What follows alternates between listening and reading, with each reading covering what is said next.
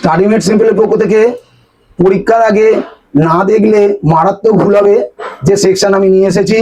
আজকে এনেছি তোমাদের মাধ্যমিক ইতিহাস সাজেশন। তোমরা ভাবছো ইতিহাসে এত বড় সিলেবাস কি পড়বো, তাই আমি তোমাদের সুবিধার্থে সম্পূর্ণ বইয়ের তালিকা এবং অ্যান্সার এনে দিয়েছি। প্রথমেই আমি দিয়েছি 2 নম্বরের মহাসংগ্রহ, যেটি প্রথম অধ্যায়ে ইতিহাসের ধারণা, সেখান থেকে আমি তোমাদের দিয়েছি 5টি প্রশ্ন। এটি ভালো করে পড়লে তুমি 2 মার্কস অবশ্যই কমন পাবে। দ্বিতীয় অধ্যায় আছে বৈশিষ্ট্য আর পর্যালোচনা, এখান থেকেও আমি 6টি প্রশ্ন দিয়েছি। তৃতীয় অধ্যায় থেকে দিয়েছি 5টি, চতুর্থ অধ্যায় থেকে দিয়েছি 6টি, পঞ্চম অধ্যায় থেকে দিয়েছি 6টি, ষষ্ঠ অধ্যায় থেকে দিয়েছি 6টি, সপ্তম অধ্যায় থেকে দিয়েছি 7টি, অষ্টম অধ্যায় থেকে দিয়েছি মাত্র 3টি। তাহলে বুঝতে পারছো তোমার পুরো বইটাকে মাত্র 2 মার্কসের জন্য আমি 5, 6 এরকম বা 2, 3টে এরকম করে প্রশ্ন এনে দিয়েছি, যাতে তোমাদের কোনো অসুবিধা না হয়। অবশ্যই ভয়ের কোনো কারণ নেই, তার কারণ আমি এই সময় তুমি কোথায় আর প্রশ্ন উত্তর খুঁজবে, তাই আমি শেষে সব উত্তর দিয়ে দিয়েছি। এরপরেই এনেছি 4 নম্বরের সেরা সাজেশন। প্রথম অধ্যায় থেকে আমি 3খানা প্রশ্ন বেছে দিয়েছি, তার মধ্যে 70 বর্ষ জীবন স্মৃতি, সাময়িক পত্র, সংবাদপত্র ও ইন্টারনেটের সুবিধা অসুবিধা।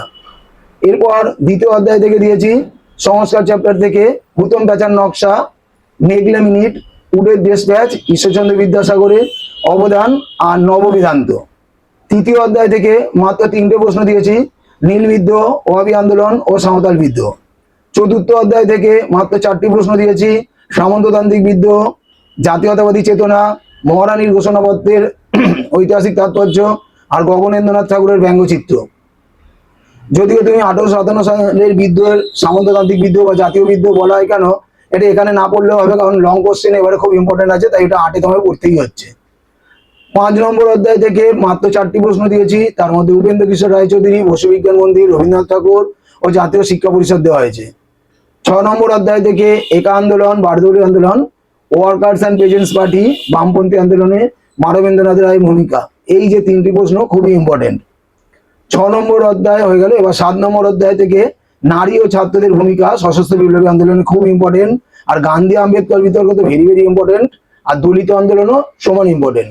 8 নম্বর চ্যাপ্টার থেকে হায়দ্রাবাদ বা জুনাগড় রাজ্য কিভাবে ভারতভুক্ত হয়েছে, এটি ভালো করে পড়বে। আর উদ্বাস্তু সমস্যা আর দর কমিশন 2ও কিন্তু খুব ইম্পর্টেন্ট।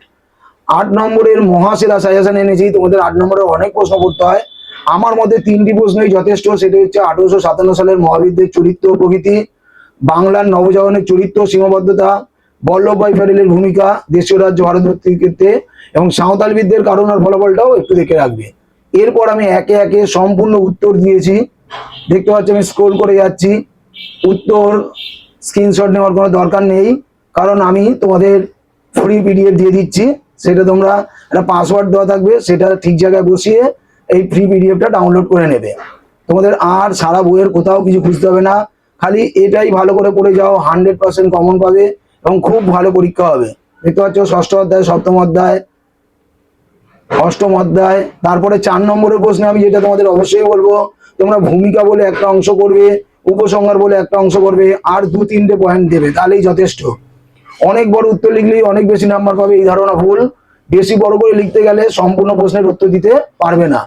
যে আমি স্ক্রোল করে করে দেখিয়ে দিচ্ছি প্রত্যেকটি চ্যাপ্টার থেকে ইম্পর্টেন্ট প্রশ্নগুলো যে তুলেছি তার উত্তরও দিয়ে দিয়েছি, যাতে তোমাদের আর পুরো বইতে খুঁজে খুঁজে এখন বের করে আর সময় নষ্ট না করতে হয়।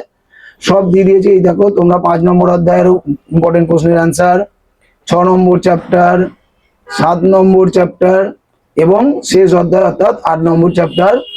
এরপর আমি তোমাদের জন্য যে 8 নম্বরের প্রশ্ন 3টে বলেছি, 4টে প্রধানত 3টি, এই 3টির মধ্যে এই যে মহাবিদ্যের চরিত্র প্রকৃতি, তারপরে তোমার নবজাগরণের চরিত্র সীমাবদ্ধতা, তারপরে সাঁওতাল বিদ্যের কারণ ফলাফল এবং দেশীয় রাজ্য ভারতভুক্তিতে সর্দার বল্লভভাই প্যাটেলের ভূমিকা। এগুলো খুব ভালো করে পড়ো, তাহলেই তুমি 100% কমন পাবে এবং পরীক্ষা খুব ভালো হবে। আশা করি এই ভিডিও তোমাদের খুব কাজে লাগবে। তুমি নিজেও দেখো আর বন্ধুদের মধ্যেও শেয়ার করো, প্রচুর প্রচুর শেয়ার করো। আর তোমাদের এই ভিডিও কেমন লাগছে জানাতে ভুলো না। তোমাদের সকলের পরীক্ষা ভালো হোক এই আশা রেখে, এবং তোমাদেরকে আমি আশীর্বাদ করছি তোমাদের প্রত্যেকেরই ভালো পরীক্ষা হবে, এই বলে আমার ভিডিও শেষ করছি।